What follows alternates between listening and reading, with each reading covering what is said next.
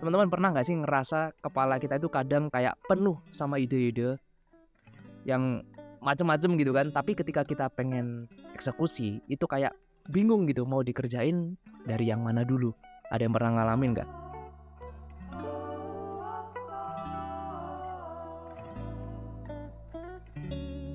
Hello good people, balik lagi sama aku Ganjar kayak Pepper Clouds. Oke teman-teman, gimana kabarnya? Semoga kita selalu berikan kesehatan dan kelancaran rezeki. Amin.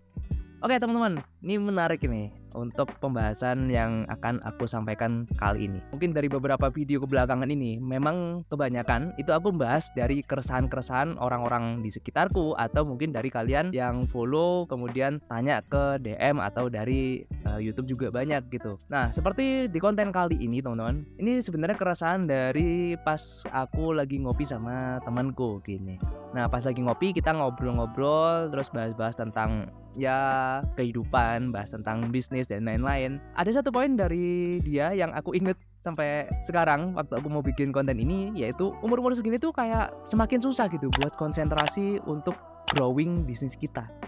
Nah, basically sebenarnya untuk usahanya itu hampir sama gitu kayak aku, masih UMKM lah, belum yang gede banget gitu. Yang dimana kita selaku owner itu memang kadang masih belum bisa ngelepas full bisnis kita ke tim kita. Nah, pas aku ngobrol itu ada statement yang dari dia menurutku menarik. Dia bilang gini, "Jar, pernah nggak kepala ini kayak full banget sama ide-ide, sama pemikiran-pemikiran, tapi bingung gitu eksekusinya kayak gimana atau mulai dari mana dulu." Nah, itu aku bingung banget katanya kayak gitu. Nah, akhirnya aku coba kasih cara-cara simpel yang biasanya aku pakai untuk merilis satu persatu supaya bisa ke eksekusi apa yang kita pikirkan.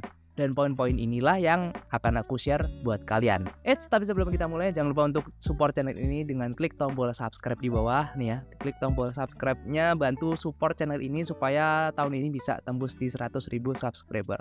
Amin. Oke, kalau gitu langsung aja. Gimana sih langkah-langkah yang perlu dilakukan ketika kalian punya banyak ide di kepala? Yang pertama, tuliskan ide-ide kalian. Tulis apa aja yang ada di kepala kalian sekarang dan nggak usah itu diurutin dulu, yang penting ditulis aja semua supaya kalian bisa rilis itu satu persatu.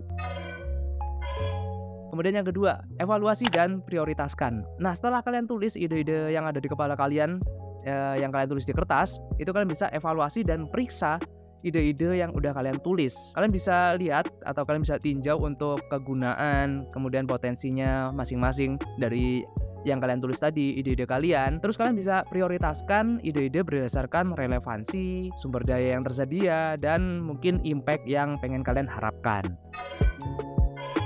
Kemudian yang ketiga, riset dan development. Nah, setelah kalian milih beberapa ide utama yang ingin kalian explore lebih lanjut ke depannya, lakukan riset dan development. Ini sering banget aku sampaikan ke kalian gitu kan. Untuk masing-masing ide tadi yang kalian tulis tuh. Nah, dari situ kalian bisa pelajari informasi yang relevan, kalian bisa ngumpulin data dan cari mungkin sumber daya yang mungkin diperlukan untuk eksekusi ide-ide kalian tadi.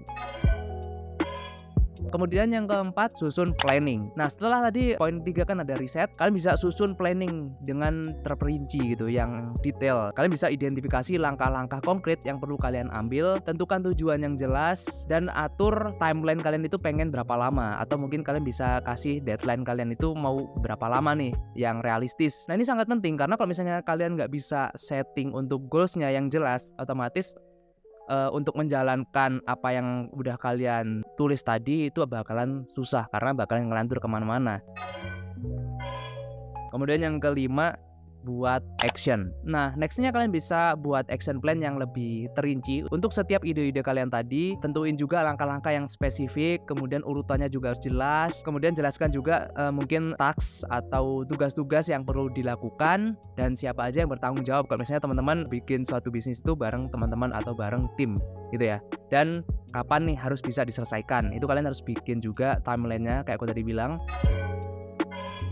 Nah, untuk phase akhir itu kalian bisa tinjau lagi gitu kan. Kalian bisa review lagi langkah-langkah kalian tadi. Kemudian juga kalian bisa evaluasi kalau misalnya ada kekurangan. Memang jika diperlukan revisi ya harus dilakukan revisi supaya lebih sempurna gitu kan planning kita dan mungkin kedepannya ketika kita punya project yang lain itu bisa lebih efektif untuk melakukannya. Oke teman-teman, jadi aku sedikit cerita. Jadi untuk cara-cara tadi itu sudah aku pakai mulai dari waktu aku SMP bahkan sampai sekarang ketika aku bikin atau menjalankan bisnis ini teman-teman. Nah dulu cerita singkatnya gini, jadi ketika aku SMP itu kan aku dikasih uang jajan sama orang tuaku itu bulanan cuy. Jadi per tanggal 1 dikasih sekian ratus ribu untuk aku disuruh aturin sendiri selama sebulan itu, dan impactnya kerasa ketika aku udah mulai kerja bahkan udah nikah, aku udah punya keluarga seperti ini. Secara nggak langsung aku dituntut dari dulu itu untuk bisa memanage uang gitu, memanage uang jajan yang dimana dengan sekian ratus ribu tadi itu sangat bisa dihabiskan dalam waktu 1 hari aja. Tapi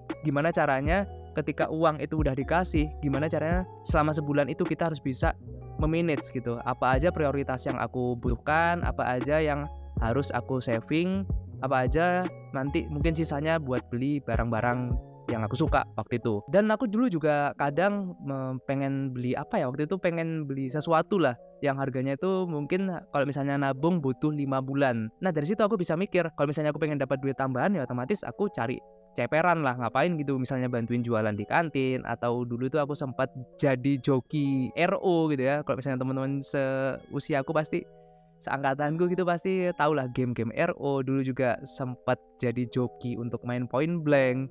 Jadi dari situ dapat duit tambahan, dan secara nggak langsung dari situ akhirnya aku bisa improve, dan semakin kesini alhamdulillahnya semakin ya karena ada pengalaman jadi semakin matang. Dulu hal-hal yang aku jabarkan tadi 6 poin tadi itu aku tulis cuma di kertas aja. Jadi misalnya aku punya duit segini, aku pengen punya target apa yang pengen aku beli, harganya segini. Nah habis itu nanti ketemu nih, wah harus berapa lama gitu kan, ketemunya berapa bulan, misalnya kayak tadi 5 bulan. Nah dari situ akhirnya untuk mempercepat itu seperti apa, kemudian nanti kalau misalnya udah tercapai next goal-nya apa lagi, itu biasanya aku dulu tulisnya cuma di kertas aja, jadi cuma reng-rengan ya biasa aja lah. Nah kalau buat sekarang itu biasanya aku tulis di sini nih. Nah untuk goals gedenya di sini ya, di papan tulis. Untuk timeline-nya gimana, planning-nya itu ada di komputer gitu.